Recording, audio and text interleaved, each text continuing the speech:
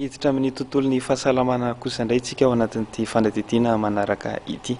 Manodidina ny 20 isan'andro ireo ankizy mandalo fizaham-pahasalamana sy tsabony eny amin'ny CSP2 Antanimena fanazafana iarahantsika amin'ny Tsira Cotorson sy Vola Ravoavy.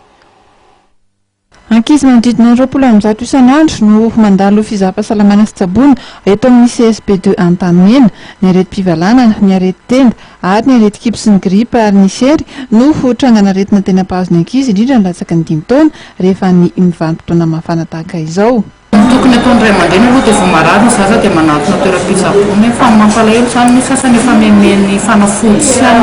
dia somary sarosarotra indray mitsabo anazy dia vao telo mividy fanafody lafo fa tiany eto amin'ny CSP izany misy fanafody mirary dia mirary ilay anay eto avy any amin'ny salama dia mba nezahana izany mba hoe fanafody avy eto dia sitrana ny ankizy saka prévention izany mampiasa lay aloha ilana edina amin'ny tasomoka mampiasa lay dia manadin'orony zaza mba tsy hatongavany sery matetika efa indray aman-dreny presque angamba mahay an'iny daholo dia eo amin'ny sakafo mila mitandrina izao zao be lehibe ny karazan-tsakafo dia sakafo voajanahary aloha no tena tsara raha ohatra izao resaka voankazo sy ny anana dia voankazo masaka sy voasasa madio tsara no menany ankizy dia zavatra produit chimique izany mba ilany